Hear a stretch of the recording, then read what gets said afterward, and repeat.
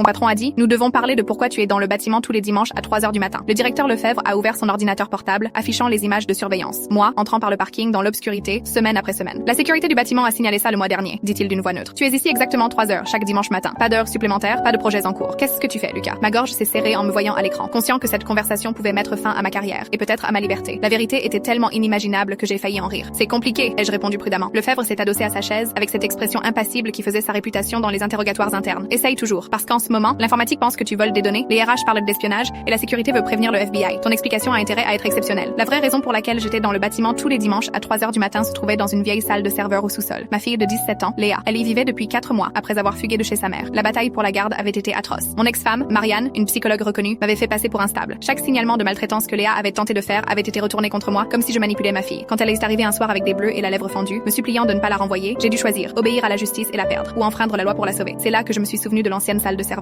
Murée après une rénovation, mais toujours accessible par un couloir technique. Elle avait l'électricité, la ventilation, même une vieille salle de bain de direction, totalement absente des plans officiels. J'ai passé 2 semaines à la transformer en cachette habitable. Un lit, un petit frigo, une plaque chauffante, tout le nécessaire. Léa suivait ses cours en ligne grâce au Wi-Fi invité, faisait du sport dans les bureaux vides la nuit et restait silencieuse le jour. Chaque dimanche à 3 heures, j'apportais des provisions. Et pendant 3 précieuses heures, nous redevenions simplement père et fille. On jouait à des jeux de société, on regardait des films, on parlait de tout sauf de la folie de notre situation. Ces matinées étaient ce qui nous tenait en vie. Quand j'ai terminé mon explication, Lefebvre m'a simplement fixé, le visage traversé par l'incrédulité, la colère, puis une forme de compassion. Tu caches une fugueuse dans le siège de l'entreprise, dit-il lentement. Tu comprends les risques si ça s'ébruite? J'ai sorti mon téléphone, lui montrant les photos des blessures de Léa, les documents du tribunal, les rapports psychiatriques, tous des mensonges fabriqués par Marianne. Elle a 17 ans, ai-je murmuré. Dans 7 mois, elle sera majeure. Je veux juste la protéger jusque-là. Lefebvre s'est levé, a marché jusqu'à la fenêtre. Long silence. Puis il s'est tourné vers moi, impassible. Montre-moi cette pièce, dit-il. Si je dois risquer ma carrière, je veux savoir pourquoi. Le chemin jusqu'au sous-sol ressemblait à une marche vers l'exécution. Léa leva la tête de son bureau improvisé quand nous sommes entrés, la peur dans ses yeux. Monsieur Lefebvre, dit-elle en se levant, avant que vous appeliez qui que ce soit, sachez que mon père m'a sauvé la vie. Ma mère m'aurait tué à la longue. J'ai des preuves si vous voulez les voir. Lefebvre regarda la pièce, propre, ordonnée, des devoirs accrochés au mur. Rien d'un repère illégal, tout d'un refuge. Il vit les cicatrices sur ses bras et s'assit lentement sur sa chaise. J'ai une fille, dit-il enfin. Quand elle avait ton âge, son beau-père était un monstre. Le système l'a laissé tomber, elle aussi. Il sortit son téléphone. Mon cœur s'arrêta. Mais au lieu d'appeler la sécurité, il contacta son assistante. Annule mon rendez-vous de 3 heures et programme une réunion avec le service juridique. Affaires familiales uniquement. Confidentialité totale. Durant les 3 mois suivants, Lefebvre n'a pas seulement gardé notre secret, il a mobilisé l'équipe juridique de l'entreprise pour bâtir un dossier solide. Les enquêteurs internes ont découvert tout ce que la justice avait ignoré. Faux rapports de thérapie, plaintes dissimulées, fraude financière. L'image parfaite de Marianne s'est effondrée. Le jour des 18 ans de Léa, elle est sortie de ce sous-sol libre et en sécurité. Marianne faisait l'objet d'une enquête, sa licence suspendue, ses mensonges enfin révélés. Lefebvre avait transformé ce qui aurait pu être un désastre en un acte de compassion, un miracle discret déguisé en gestion de crise. Aujourd'hui, Léa fait des études de droit. Elle veut défendre les enfants comme elle, ceux que le système abandonne. Parfois, Lefebvre passe dans mon bureau, sans jamais évoquer ses dimanches matins. Il me demande juste comment elle va, et je vois dans son regard le même soulagement tranquille que je ressens chaque fois que je repense à tout ça. Contre toute attente, nous nous en sommes sortis.